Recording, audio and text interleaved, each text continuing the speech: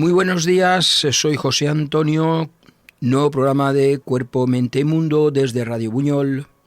Y bueno, pues nada, vamos a comenzar un programa que yo creo que es bastante entretenido. Y voy a hablar de algo que últimamente pues se está poniendo de moda, pero que no acaba de arraigar porque la verdad es que es un poquito surrealista, ¿vale? Os voy a hablar de los vinos sin uva y la carne sin carne. Sí, lo que habéis oído es hacer vino y hacer carne de tan solo prácticamente nada, totalmente artificial, y que si no nos lo dicen podemos consumirlo sin problemas porque es no parecido sino igual a lo que debería ser natural. Tienen el potencial de reducir las emisiones de efecto invernadero casi un 20%, porque claro, para hacerlo no hace falta elaborarlo con el sistema tradicional y apenas basta una célula para crear millones de piezas de carne y permiten reproducir vinos que pueden ser premiados, que valen una pasta, pues nada, a una fracción de su precio. Son los alimentos tecnológicos. Y el dilema es, ¿salvarán el planeta? Porque claro, podemos hacer carne, podemos hacer vino, podemos hacer bebidas sin apenas elaborarlos con materia prima natural, sino todo artificial. Todo empezó en 2015, ¿vale? Los bioquímicos Alec Lee y Mardon Chua fueron a una cata de vinos en California. Allí probaron una copa de Chateau Montelena de 1973, que es el primer vino californiano que ganó a un francés. Obviamente este vino es casi prohibitivo por su precio. Llegó a alcanzar los 12.000 euros de una sola botella en una subasta. Entonces dijeron, me parecía injusto que muy pocos pudieran disfrutar de su sabor. Y entonces surgió la idea. ¿Qué pasaría si pudiéramos recrearlo para que todos pudieran experimentarlo?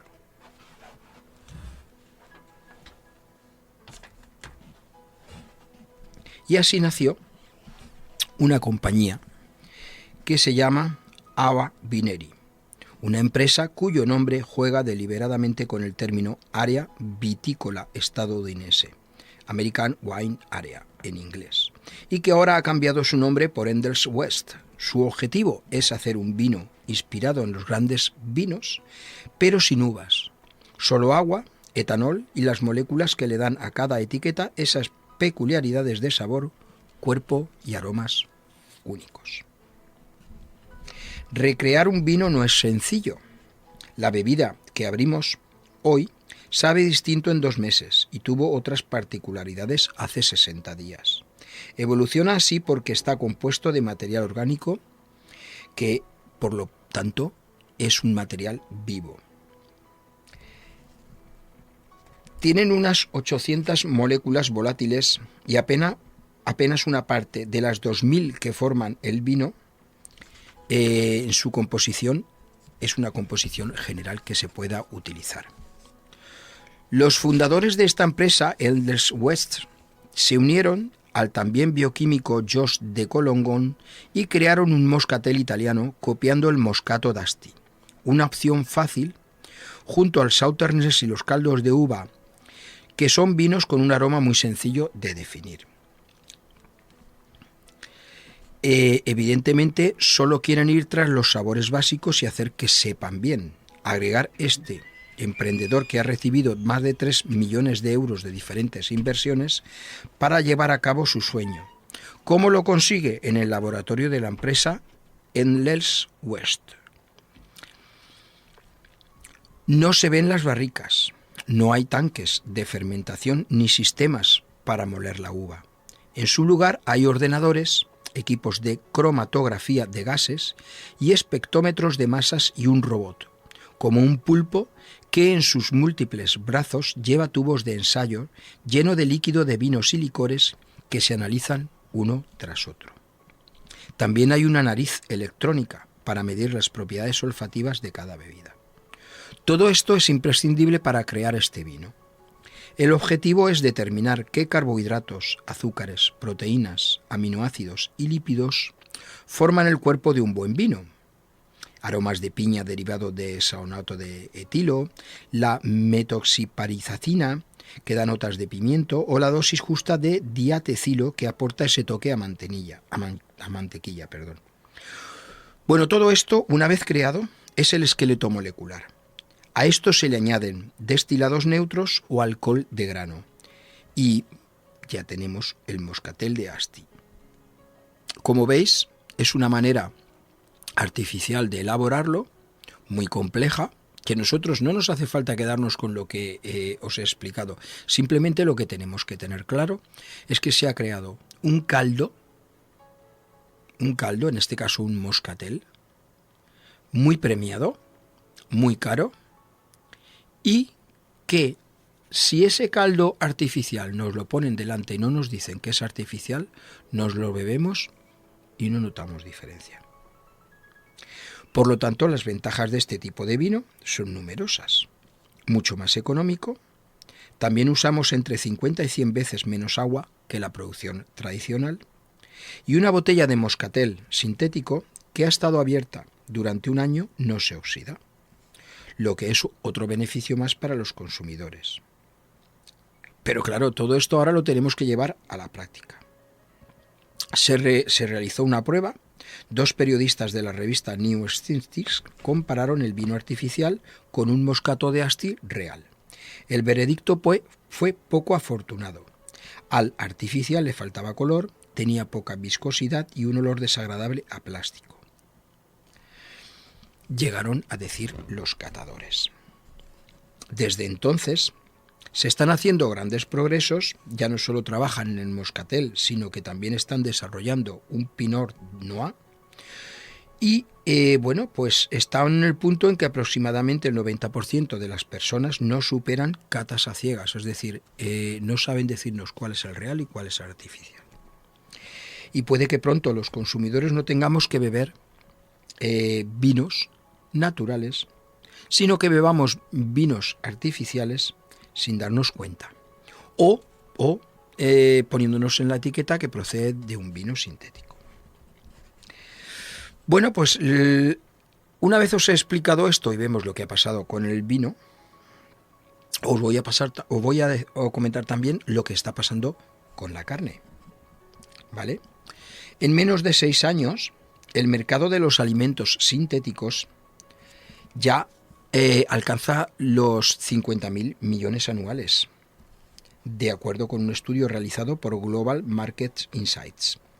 Esta es la cifra de negocios, pero el impacto será aún mayor porque esto se supone que los productores lo comentan, lo afirman, puede ser el alimento del futuro. Evidentemente, podría reducirse las emisiones de gases de efecto invernadero producidas por el ganado, el uso de la tierra, ya que no hace falta tener ese material natural para elaborarlo. Y bueno, pues la industria ganadera a nivel mundial comprende más de 25.000 millones de animales. Utiliza cerca de 1/3 de todos los continentes y el 70% de las tierras agrícolas. La FAO atribuye al ganado un 14% de las emisiones de los gases de efecto invernadero, y reducir esto sería bastante más que el 3% que planteó en su momento la Cumbre de París. Pero claro, ¿quién está dispuesto a consumir estos alimentos? Aunque nos digan que son iguales que los naturales.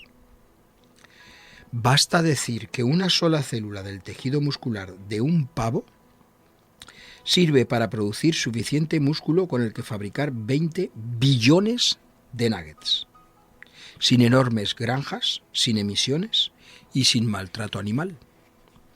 Pero todo esto no es algo nuevo. Ya en los años 60 y 70, el Centro de Investigación Ames de la NASA se embarcó en un proyecto para producir alimentos que no precisaran de organismos vivos, como los cultivos o el ganado. Evidentemente, a nivel espacial, esto era lo que se buscaba. El propósito es ese: los astronautas continuarán explorando el espacio en misiones cada vez más largas sin la necesidad de llevar grandes cantidades de comida. El programa investigó métodos químicos simples que podrían generar los alimentos utilizando productos de desecho. Uno de los primeros éxitos fue obtener azúcares a partir de reacciones químicas del hidrógeno con el dióxido de carbono, capturando el que exhalase la tripulación, es decir, fabricar azúcar basándose en el gas que la tripulación respira. Bueno, ¿sería esto un adiós a la ganadería? Pues en 2013, el científico holandés y cofundador de Mosa Meats, Mark Post, creó la primera hamburguesa sintética. Para que llegara a la parrilla fueron necesarias 20.000 fibras musculares y 3 técnicos de laboratorio, 3 meses y un total de 1 millón de euros. Desde entonces el precio se ha reducido a 6 euros por hamburguesa y el tiempo necesario para su producción apenas es de 20 minutos. Para una hamburguesa. Ahora incluso puede decirse que es más barata y en menos tiempo. La carne sintética o cultivada se basa en la misma biotecnología desarrollada para crear tejidos y órganos humanos en medicina. Las células madre del animal deseado, ya sea vaca, cerdo, pescado, lo que sea, se cultivan en un sustrato rico en nutrientes en condiciones estériles. Se diferencian en tejido muscular y se ejercitan mediante estiramientos para promover el crecimiento, y de esta manera a la carne obtenida de este modo se le da forma y se aromatiza. Desde el nacimiento de Mosa Meats han surgido numerosas empresas dirigidas a la creación de carne sintética, ya que evidentemente el coste es mucho menor y es un buen negocio. Entre ellas destacan Impossible Food, Beyond Meats, Memphis Meats y Super Meat. Uno de los más avanzados en este área es Josep Scionti, investigador de la Politécnica de Cataluña. Este experto en biomedicina e ingeniería de tejidos ha creado un sistema de impresión que imita la producción de órganos para crear filetes a partir de ingredientes vegetales. En el mercado de impresión 3D ya existía esta tecnología. Luego conseguir el sabor y la apariencia pues es muy fácil. Todo ello a partir de ingredientes animales. Ahí es donde aparece el invento, que es conseguir también la textura animal usando ingredientes vegetales. La impresora que se está desarrollando actualmente permite modular estas propiedades del filete vegetal con proteínas, aminoácidos, grasas, vitaminas y minerales, que están en el mismo rango de la carne, tanto en apariencia como en valores nutricionales, con lo cual su diferencia con la natural es ya mínima. Es mínima. La impresora podría tener cualquier tamaño, tanto para producirse a gran escala a nivel industrial, como para llevar a ciertas zonas, por ejemplo de catástrofe, donde es necesario producir alimentos y rápido. También se podría variar la composición para suplir carencias de vitaminas o minerales y personalizar el producto de acuerdo a las necesidades del lugar. Es decir, encima se puede hacer comida a la carta. Esto puede ser una revolución industrial o una revolución alimenticia.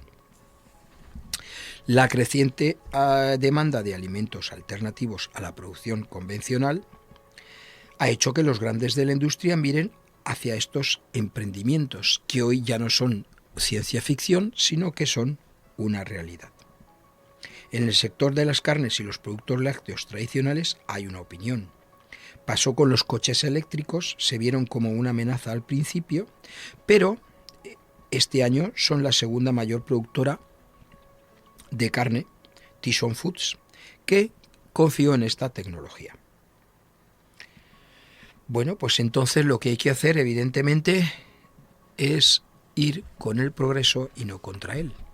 Y seguramente, dentro de unos años, estemos hablando de que se está consumiendo producto sintético más que producto natural.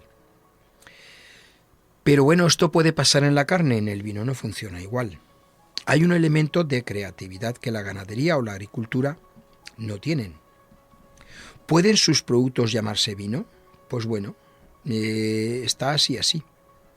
Porque se reproducen vinos utilizando las moléculas y los componentes de cada vino.